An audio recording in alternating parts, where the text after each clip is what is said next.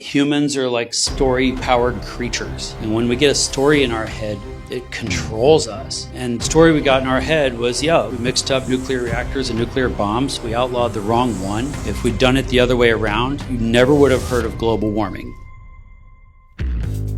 This is The Reason interview with Nick Gillespie, where I go deep with the artists, entrepreneurs, and oddballs who are making the 21st century more libertarian, or at least more interesting, by challenging old, worn-out ideas and orthodoxies. My guest today is Pablo Holman. He's a legendary hacker in Cypherpunk who holds over 100 patents and has worked with people like Bill Gates to cure malaria and Jeff Bezos to get Blue Origins off the ground. Pablo also runs a venture fund called Deep Future, which is committed to creating technology that matters.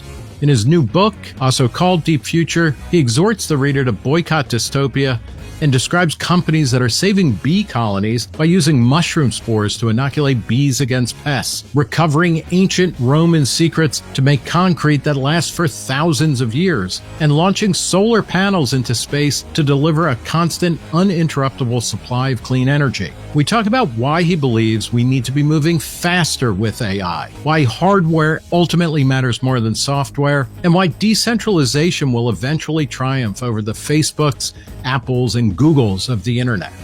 Here is The Reason interview with Pablo Holman. We're talking with Pablo Holman, a hacker, a cypherpunk, and we'll talk about what that means, a futurist, a venture capitalist, a bettor on the future. He's the author, most recently, of the book, Deep Future, Creating Technology That Matters. Pablo, thanks for talking to Reason. Thanks. The book is subtitled Creating Technology That Matters. What is technology that doesn't matter? I think we kind of live in this world where we think it's full of technology, but it's mostly just full of software. And so I think we're setting our sights a little low the last couple decades because, if you just have iPhone apps to have weed delivered to your dorm room by a drone, that doesn't really feel like technology to me. Yep. And meanwhile, it's taken our attention away from all kinds of other things, other technologies that could make a bigger difference. So, part of it in the book, you go into it, and it's not just saying, okay, well, software drools, hardware rules, but you do make a distinction of and even in that example, the drone is something that is going to use a lot of software, but it's hardware. It's something that is in the world and makes us kind of move into the future that maybe we once dreamed of or thought about without really knowing what it would be. Yeah, software, nobody loves software more than me. My best friend from childhood is an Apple II. And so it's turned out to be this kind of incredible tool that we can use that's generally applicable to everything. Mm-hmm.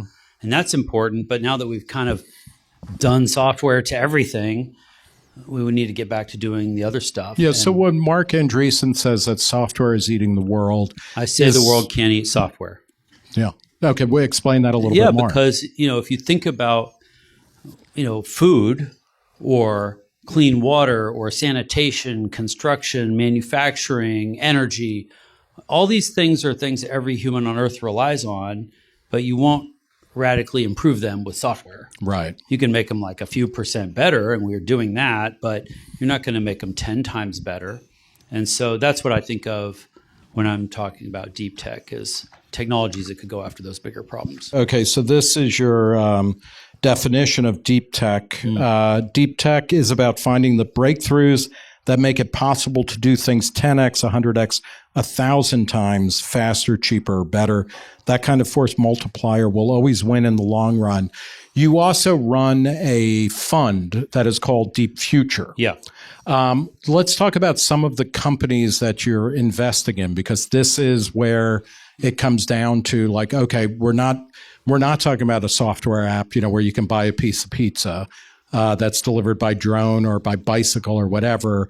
You're talking about give me the top of mind example. We invest in these mad scientists. So they're coming out of a lab and into a startup. And most of them have some kind of breakthrough, or we wouldn't bother.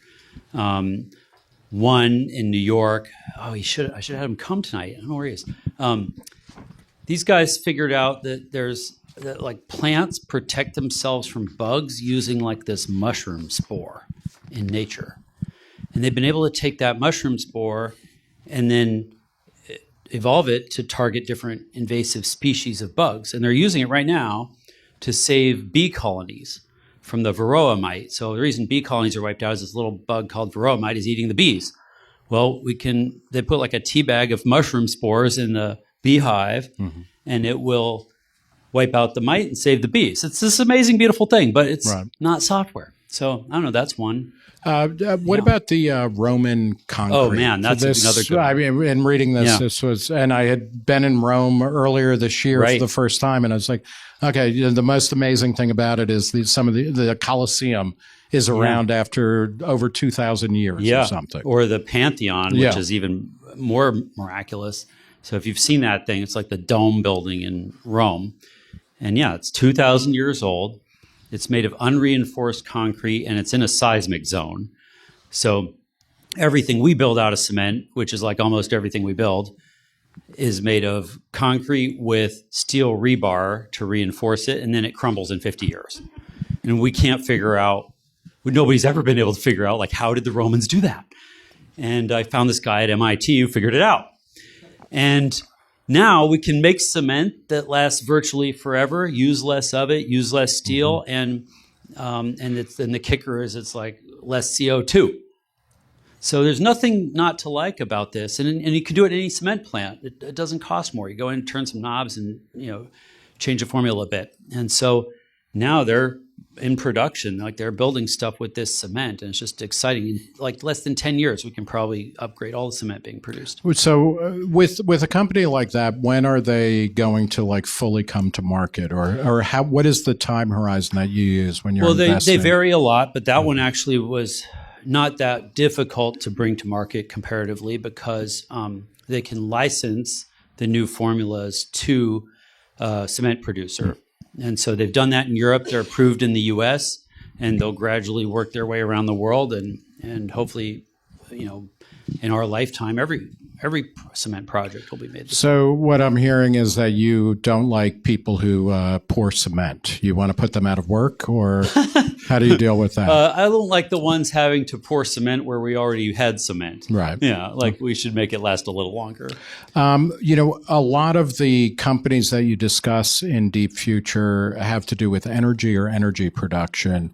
You talk about a company that, that is going to use solar power by being in space where the sun never sets. Can you explain what they're doing? If you just follow photons back to their source, you end up at the sun.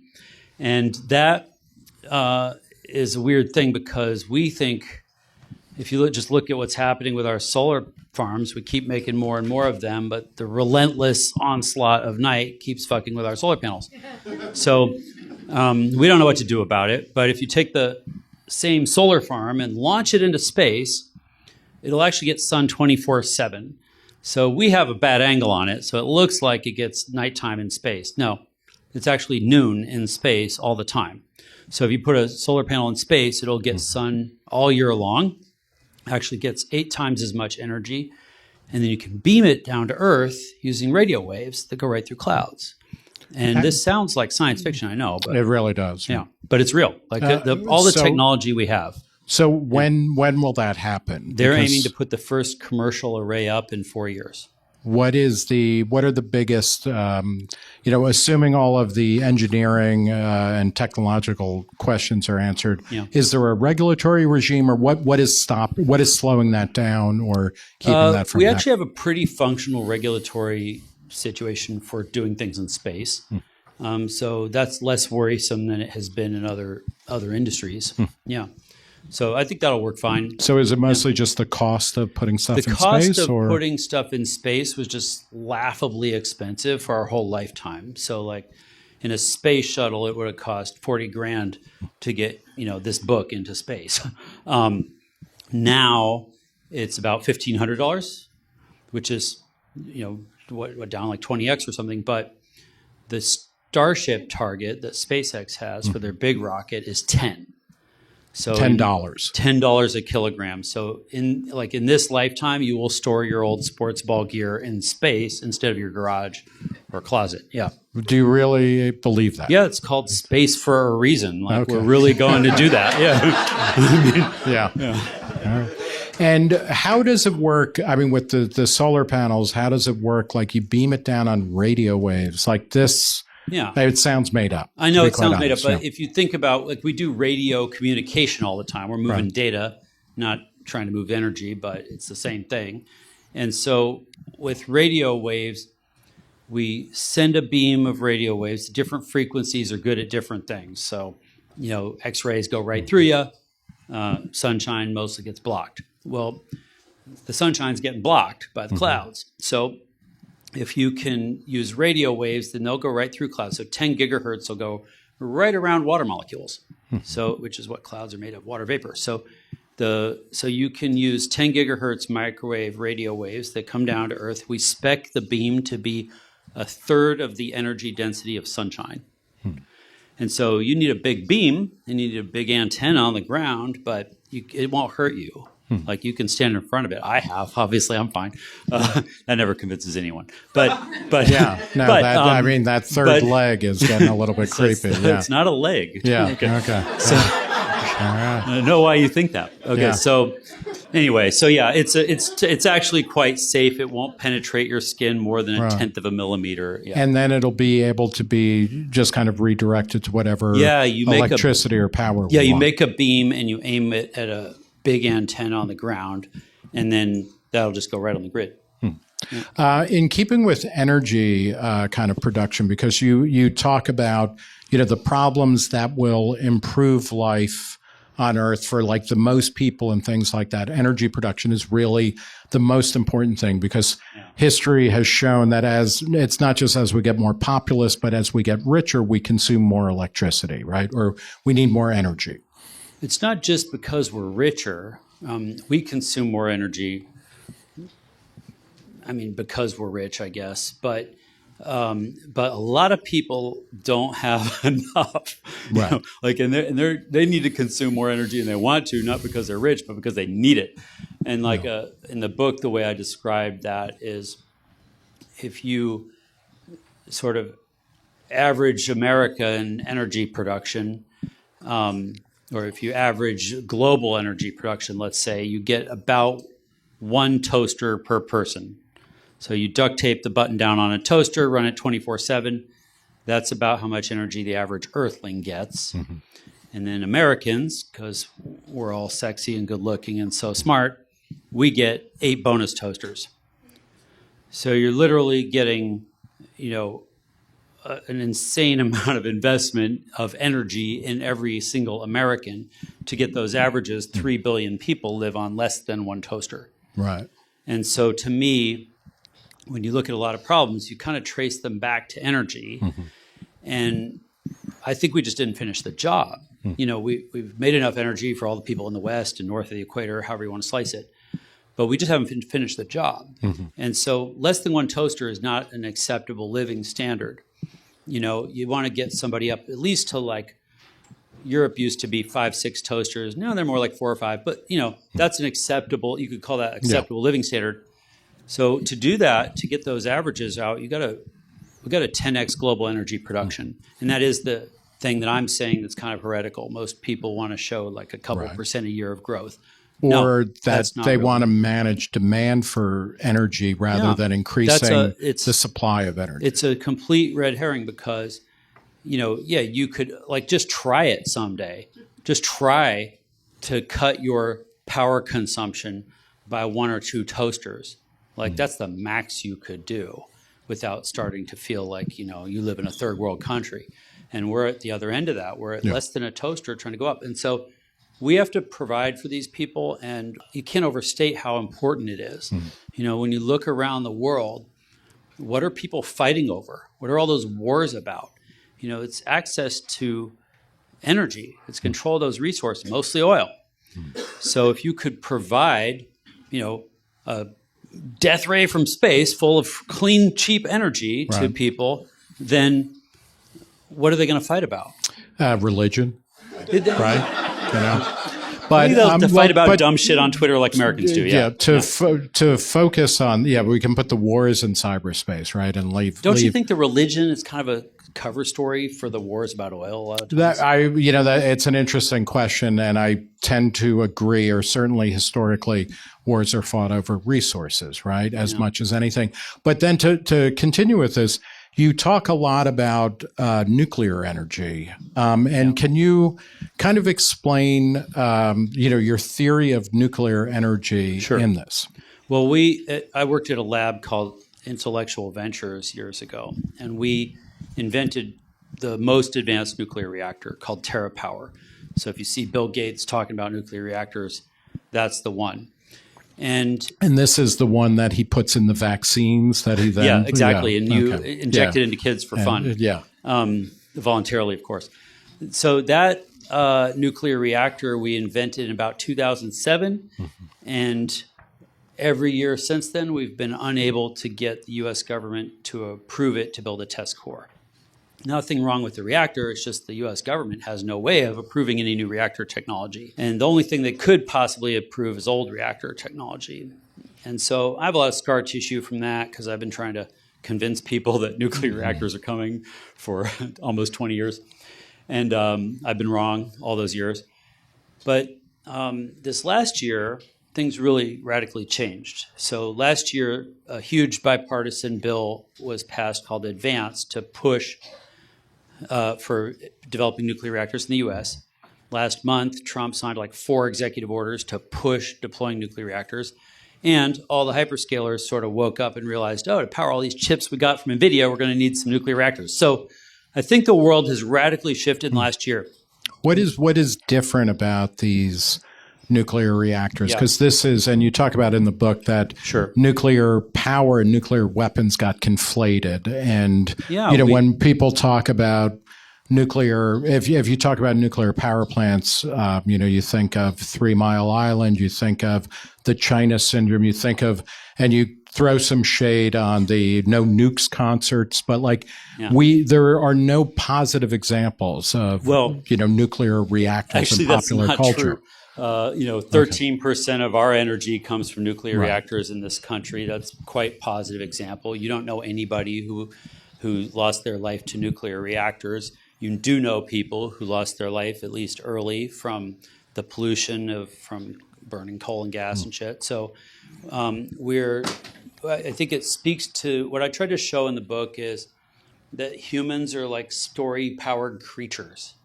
And when we get a story in our head, it controls us. And the story we got in our head was, we mixed up nuclear reactors and nuclear bombs. We outlawed the wrong one. If we'd done it the other way around, you never would have heard of global warming. That's what's possible, and we're still not being honest about that. And so it's time to get a new story. The cool thing is, my kid thinks Chernobyl is a TV show for old people. So sometimes so it's like Godzilla, right? It's fiction, right? You have to wait out. You have to wait out the story for generations sometimes, but we're at that point now. And I think, I don't know, I kind of want to see if I could get, Bob Dylan to help us do like a Go Nukes concert. That would be a Go Nukes would be too awesome. Much to ask for, Go Nukes. He may be powered by nuclear energy at this point. Who knows? What is that you were saying like war is about, resources or a fight over resources. Do you feel like, particularly with energy production, there's an argument that, well, even if we had free, cheap, non-polluting energy, we just shouldn't consume that much of it because it's wrong to be rapacious or gluttonous in our energy production. Yeah, but there are other things that we do where we're rapacious and gluttonous for generations, and then we sort of learn to get it under control. And I think you have to think about a lot of these technology adoption cycles as a life cycle. We're in maybe junior high with social media, still pretty poorly behaved. We're barely in preschool with AI. But, for some things like email, let's say, we're pretty much got it under control. And then but not to mention fire and knives and all the other shit you could really do some damage with. So I think these things, we're impatient, but you have to learn to get them under control. Kind of like, everybody overdoes it a little bit with drugs and alcohol, and most people sort of figure out a functional relationship with it, and then there's some collateral damage along the way. But with AI, you're talking about it less in terms of like, okay, we're gonna, I'm going to be able to write my resume better so that I get a better job, and it's more that AI is actually going to create better hardware. Can you talk a little bit about how that, how your vision of AI is not like, we're all going to be able to write like Shakespearean sonnets about whatever we plug into ChatGPT? Yeah, I try to break it down in the book so people can really feel like they understand what AI is. Mm-hmm. And, we're using a lot of, complicated sounding jargon to make ourselves feel real smart. That's, neural nets and tensors and transformers and all this stuff. But the truth is, it's not that difficult to understand. And so I try to break that down. And then I think of AIs as computational models. And a model is, like we all build models. Like if you close your eyes and imagine being in bed, which way is the door? If you open that door, what do you see? Which way do you turn to go to the bathroom? Like all of you can answer that because you trained a model in your head. And all of us trained a different model. The answers are different for all of us. I don't know where your bathrooms are. Come on, idiots. No, I'm just kidding. I'm just wondering. And Kim Jong-un, of course, doesn't see a bathroom because he doesn't need one, right? Is that how it works? Yeah. I got to try that. Yeah. So the point is, you train these models, and then your dreams, in your daydreams, those are simulations in the model. What happens if my boss says this, or if I show up late here? Your brain is running those simulations. And so now we can make those models in the computer. We can simulate our world better and better and better, and we can run simulations. And so we did this in our lab for epidemiology, and that's really the thing that inspires me the most. We started, this 15 years ago. We started advising half of the countries in the world on how to optimally deploy their vaccination resources and epidemiological interventions. And so for us, this is very real. Mm-hmm. In the first Ebola outbreak, 12,000 lives were lost. And in the second Ebola outbreak, a few years later, only 12 lives were lost. In part because using these models, we can get the better answer about how to contain that disease before it spread. That's what would have been possible with COVID, but we weren't trying. And so why weren't we trying? I think because, we tried to raise the alarm. We had Bill do a TED talk about it in I want to say 2015, 16, 17, around there. And then I looked in March of 2020, right before COVID broke out, and 6 million people had watched it. I have pointless TED Talks that way more people have watched than that. We should have got a Kardashian to do the TED Talk because no one's paying attention and no one cares about these sort of seemingly imaginary problems. Now we're all hopped up on imaginary problems, but we couldn't get people to worry about a problem that for Americans is imaginary. So AI is going to become, it allows us to prototype countless scenarios or realities so that we're better able to figure out which way to go when something real happens. I think you want to think of these as tools to help you make better decisions. Yeah. Now, you could still make dumb decisions, but at least you would know that's what you were doing. You can't plead ignorance anymore. If you think of I use Google Maps as an example. Google Map is an AI you've been using every day for 15 years, and you tell it where you want to go. I want to go to work, even though you know how to get to work. Why do you tell it? Because it knows traffic. It knows the fastest way to get to work. It has more data than you, and it can analyze all that data and give you a blue line. Here's how to get to work. But then it gives you a couple of gray lines. Yeah. Here's if you want to stop for a burrito or pick up some Starbucks, you could choose your possible futures. and it's showing you these are your possible futures, and you choose the one you want. That's the relationship we should have with AI. Yeah, and you talk about AI. I mean, you call for an AI war of escalation. Most people are like, we got to slow down AI. We got to make sure China doesn't do too much. We don't do too much, et cetera. What is the AI war of escalation that you think is, the moral thing to do? Right now, the guys who are building AIs are being kind of disingenuous. Most of them, in my view, they're saying, oh, AI is super powerful, but it's also so powerful that nobody else should have it except for us. And I think that's a lot of bullshit. What should happen is, and will happen, whether we'll build a multitude of AIs. Mine should be checking yours. Yours should be checking mine. We should be competing. We should figure out over time, which one do you trust? I trust the people who built this one. I trust the answers this one has given me for years. You build trust in it the same way you do with a human. Like people are like cool for a while, and then you figure out they're a total asshole and you dump them. That's how we're going to do it with AIs. And so you need a multitude of them. And so it's really the wrong track to get on to build AI in the image of how we built social media. Like, why would we do that? Why would we let a few companies control it? The reason that they're in the race to spend as much as possible because they don't really have a moat, right? There is no moat in the tech. We all have the same algorithms. Like, we can all build a ChatGPT ourselves. What we can't do is get as much compute as OpenAI got, or as Meta's got, or as XAI has. They've got the compute. And so now even the compute isn't a big enough moat. So now it's trying to control access to energy again. We're right back to the same wars we were having in the Middle East over energy, but now it's hyperscalers trying to buy up every last electron that you can get. You and I are going to pay for that. Why? Because they're fine with $1 a kilo for a dollar for to pay like the levelized cost of energy. We pay 10, 20, 30 cents. Not anymore, because now we're competing with hyperscalers. So I think it's a really bad track that we're on.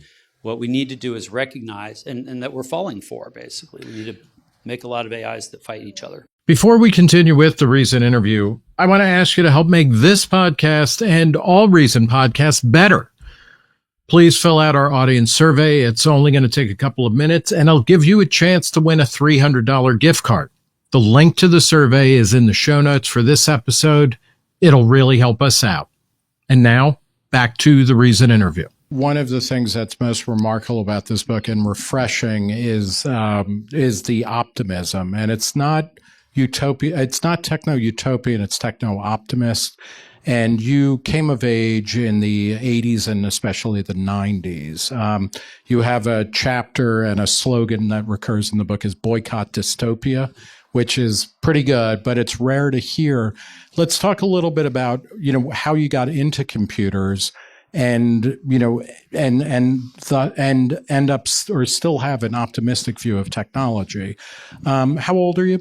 I'm 54. Okay. 54? I think so. Okay. And you grew up in Alaska, kind of in the middle of nowhere, right? So talk about, you mentioned your Apple II computer was, it was an amazing thing, but how did you get into computer programming and kind of digital culture and the internet? So when Apple shipped the first computer that they made, it was kind of the first computer you could have at home. The oil industry was the biggest, richest industry. And my dad had put some of the first computers in the oil industry, mainframes. And so when Apple needed customers, they're like, hey, want to buy some of our totally useless but expensive little computers? And he's like, sure, we'll take one. So I got one of the first computers Apple ever made, and in Alaska, which meant that nobody for like 1,000 miles had ever seen a computer. And so I didn't know what I was doing, but I just had more time because I was in the freezing cold. So I would just fucking crash it and reboot it. That's how I learned. And so, what were you doing on it? So on an Apple II, it couldn't even do graphics. It's just text. You get a command. And you would put the floppy in. That was the operating system, and then take it out and put something in to save the data on, right? Oh, yeah. The operating system and your program and your data all had to fit on a disk that held 240 bytes 240,000 bytes, which is not, that's like not very much. So it was pretty nascent. And at the time, like, I just wanted to convince people this thing was going to be amazing and useful. And nobody believed me because it wasn't. And then I had like a skateboard, and they're like, that has more promise. You should just go waste time on the skateboard, get out of the house. And the, Revenge of the Nerds, I was right. The Apple II did kind of suck, but it eventually got more memory and it got faster and it went everywhere. And I just went on that ride. So a computer uses binary, as you all know. Binary is represented by like an alphabet called hexadecimal. And I could see the hexadecimal and I could learn to read it. And then I could try and take it apart and figure out what it did. So I would just change things. That's how I learned. I would literally just change a 0 to a 1. And then if it didn't crash, I'd see what changed, and then I would learn that way. So I reverse engineered my way into computers. That's totally not what you should do. Nobody does that, but I didn't know better. So that's how I learned. And then once you know what the zeros and ones are doing, then everything on top of that and every new thing computers could do, I just had to learn the new stuff. And I've been doing that my whole life. So it was hard to catch up to me. And that was... so that's how I got started. When did you connect to the internet, or when were you able to connect to other computers? Well, and you have a storied history as a hacker. Yeah. So in 1982, I got access to the mainframe at the university with a modem, and the university had this giant mainframe which had like so massive of a computer it could do as much as like an Apple Watch. That's an exaggeration. It was, you need a lot of them to add up to an Apple Watch, but it's a shared computer. And so when you dial in, you could talk to other people, and there's still no pictures.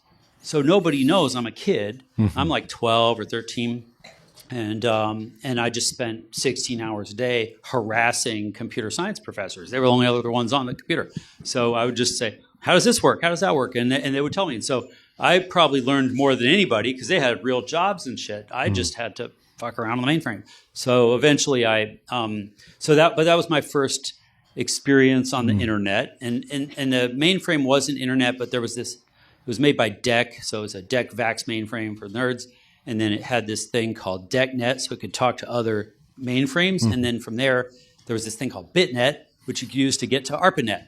So I could spend 3 afternoons crafting an email with all the headers and shit to try and get my email from me in Alaska to the East Coast. And it would take longer to get there than a postcard.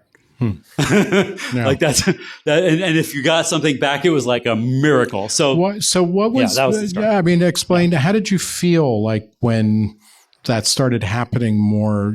Like quicker or anything? Yeah, I mean, it was all very gradual in the same way that your experience is. But I was so lit up by this thing, and I just, I was. 10-year-old kid trying to talk people into being excited about this computer. And you can see I'm still kind of doing the same thing. Right. I'm like trying to get people excited about these technologies. And I just felt like I had a superpower, and I was right. By the early 90s, you started participating in something called the Cypherpunk listserv or email, service. Who were the Cypherpunks, and how did that form you? And your relationship to technology. So Cypherpunks here's the thing, up until 94, the only people on the internet were nerds.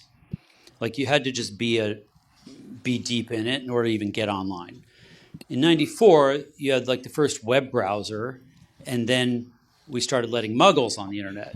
And what happened is all the wizards were like, oh shit, this is not going to play out well, because we could see like this isn't secure. We're going to end up with all these people causing mayhem. They're all going to get taken advantage of. This whole thing is going to go to shit. So that you could see that. Nerds and especially hackers are good at projecting out what are the problems that are coming. So what we thought was that, okay, we need to go make this thing secure and then get back to our usual day job. And what happened is we saw that, okay, it was very nascent, but in those days we thought, well, we could take the toolkit of cryptography and use it to create protocols that were totally secure. They were trustworthy, like nobody could cheat. And the reason for that is we didn't want to end up on an internet where anybody got an asymmetric advantage, where you control what I do, where I can stop you from doing whatever you want to do. The whole point was to make it egalitarian. And so the idea with cryptographic protocols is everybody, they enforce their own rules. Everybody has to play by the rules or you don't get anywhere. And so we tried to make these cryptographic protocols that could preserve our values of essentially freedom online. And that was what cypherpunks were really focused on. And we had to start with, so we did different things. First, we had to prove we could make a anonymizing system on top of TCP/IP, which was not anonymized. So that's really hard to do. So taking a system where everybody knows who everybody is and then trying to anonymize, we had to invent all the mixers and stuff for that. Now you know it as Tor browser or the dark web, because the descendant of all that work is anonymous surfing. That's Tor browser. If you flip anonymous surfing on its head, you get anonymous serving. So servers are anonymized. That's the dark web. So that was the first thing we had to solve. Then we had to solve decentralized protocol. And that was really hard because, when you're designing stuff, it just really helps if you can all just check in with the boss. And so everything ended up being centralized, and we tried to decentralize things. That was really hard for a long time. And one of the problems with decentralization is you need a way to pay people to contribute resources to the decentralized network. Well, that got us onto cryptocurrency, because we're like, well, how do you pay people? Can't be doing that with credit cards. Defeats the whole purpose. Cash doesn't work online. So we had to figure out, how do you put money online? So in the late 80s, that's what I was really focused on, is how do we make a cryptocurrency that solves the problems because currencies are also the way that most power is exerted. So we had to figure out, how do you get out from under the control that comes with it? Every currency ever issued in human history gets fucked with by whoever controls the mint. They just print more for their frat buddies. You can see it happening with the dollar today. So that's a big problem that you want to get out of. None of us could figure it out. And we made like 100 cryptocurrencies collectively. And they all sucked for different reasons. But the biggest one was we could never figure out how to decentralize the mint. And that was the kingpin that Bitcoin solved. And so up until that moment, we couldn't get there. And right before that, we did solve decentralization before that. So the milestone for that was BitTorrent. So before BitTorrent... Explain how many of you are familiar with BitTorrent? How many of you are still using it? Okay. Unwittingly, actually, some of you are still. But the point is, BitTorrent... What does BitTorrent do? So you guys remember Napster? So Napster was a centralized service where you could steal music from other people. Big crime. I think borrow it. Exactly. Or you could borrow it, fair use. But, those nuances were lost. So with Napster, there's a centralized server telling you where to go get the song you want. Leonard Skinner's over here and, Patti Smith is over there. So it fell to a legal attack. The guys running the server got sued into oblivion. No more Napster. So Cypherpunks figured out how to solve that, and we had a bunch of different ideas and different iterations, but the winner was BitTorrent, which decentralized everything. And it was the first totally decentralized protocol for file sharing and by extension for everything else. And so with BitTorrent, entire industries hate it. Yep. Music industry, movie industry, and all that hate it, but they can't kill it. And that's what proved to us we can make decentralized protocols that are unkillable. Yeah. And then after that, Bitcoin inherits. Before we get to Bitcoin in a second, I just want to, you make a great point in in your book that, people are spending more on music than ever, and that the thief is not BitTorrent or piracy. It's the people who control the means of production, right, of music. Yeah, a lot of business models basically map to controlling distribution, not even production so much, because they've all been intermediated by distribution. And you can see that very clearly in the music industry. You can see it very clearly in I have a publisher for a book. Why? Same with movies. You got to get access to the theaters. Now you got to fix that. Now you got to get access to Netflix. Like, just put the movie on BitTorrent, okay? We're done. How would you get paid for that, though? Bitcoin. Okay. Yeah. So all of this is now technically solved. Yeah. I understand that there are some usability issues that we're still nitpicking over, but this lands, yeah.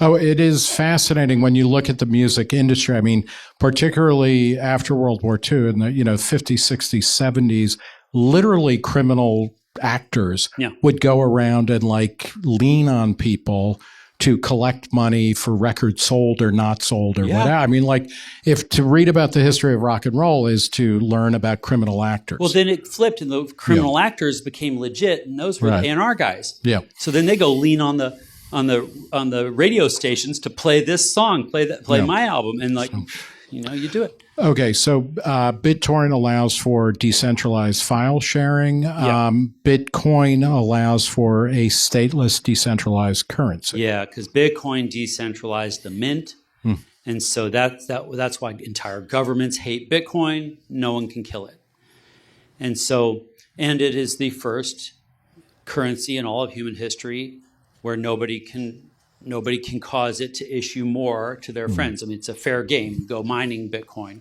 and that game will last another, decade or something, and then we'll be done. You, in the book, you say in 2008 you were testing a prototype of Bitcoin, or Bitcoin in its early stages. Yeah. What does that mean? Well, so with every one of these cryptocurrencies, the fringe wackos would get together and try it out and try to see if it works to do transactions, and then bitch and moan about the things that suck about it. So it's a way to look. Cypherpunks are, on the whole, not well socialized. What I would say is the thing I treasure from it is that the discourse is incredibly antagonistic, but it is. But we all have the North Star of what's technically true. So if you have your North Star as what's technically true, all the attacks, you can slander someone. It doesn't matter at all. It rolls off you because if you're technically right. And so we're all in search of what's technically true. And so if you go read so part of what's interesting about the Cypherpunks archive is it was all in public. All the discourse was on the list mostly. And anybody could go read it, but if you go read it, you're going to be kind of horrified because we're not exactly chums, right. But we love finding that truth, the edges of what's technically true. And so that's the environment that produces this. And so when I downloaded Bitcoin the first time, I'm one of the first users, I was just trying to see if I could kill it. And I almost did because I had a supercomputer in my lab. I had 5,000 core computer doing nothing at night. I'm like, because part of the protocol, one of the obvious things from it is there's what's called a 51% attack. We'll get on to less technical shit. But the point is, if you could control 51% of the mining in Bitcoin, even today, you can rewrite the blockchain and win all the gold. So I was going to do it just to fuck with my friends, but fortunately, I got busy and didn't do it because I probably would have killed Bitcoin. It sounds like a very unconvincing story. Oh, what's unconvincing? I was going to do it, but I got busy. Oh, busy is unconvincing? I don't know, man. Do you know who Satoshi Nakamoto is? I'm not going to say any more than that. I said, Cypherpunks made Bitcoin, and I'll stand by that, but I'm not going to tell you anything you don't already know. But, who is Satoshi Nakamoto? Cypherpunks made Bitcoin. Okay. And they write code. The final question. Let's dial back to this question of boycott dystopia. What are the things that happened, say from the early 90s, as the web kind of democratized, the internet or made it user friendly. And by the end of the 90s, the internet is a mass medium. It's different than traditional broadcasts and all that kind of stuff or publishing or anything. But, what are and it was criticized and challenged throughout the 90s. I mean, everybody, right and left, all had reasons to try and shut it down. It came close. The government came close to doing it in the U.S., et cetera. What are the events that happened that turned, this generally optimistic outlook to one that is really harshly pessimistic. And how do we move past that?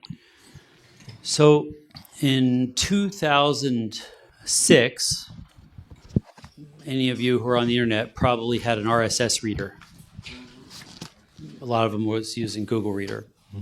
And what we were trying to do there, RSS was like a, sort of a test protocol, you could say. The idea was, how do you decentralize publication? How do you publish and subscribe? And it was working great. We're all using it. And so you had a decentralized protocol. It wasn't cryptographic in nature, and there's lots of problems with it. But when I subscribe to your blog, every day my reader goes and grabs whatever you put on your blog. And if I subscribe to all your blogs, it goes out to each one of you and grabs whatever is in your feed. And then my reader gets too much crap in it, so I make filters, like minus Trump, minus Biden, minus Elon, minus whatever pisses you off. I still, to this day, use RSS because of spaghetti code. It still works on every website on the internet. And so I have this feed of news that I have tuned over decades now almost. And I don't get the things I don't want. I only get the things I chose. And I control the knobs and dials. And what happened to the mainstream is they went from this beautiful and open system and ran into a big walled garden called Facebook. And Facebook does not give you the knobs and dials. They don't let you control your feed. They came up with their Uber algorithm that thinks somehow they're magically going to come up with one set of values for everyone on Earth. Like, we all opted into this, and I guarantee you, we don't all agree about shit in this room. So I just think what we did wrong was fell for this story where we were going to let Facebook determine value system for all of us. And we keep beating them over the head. We're like, you got to stop letting this content. You got to stop letting that content. You got to do more of this and less of that. And when we do it to Twitter and we do it to everybody. But we're just on the wrong fork in history. The right fork in history was RSS. Don't give your attention to what seeks you. Save it for what you seek.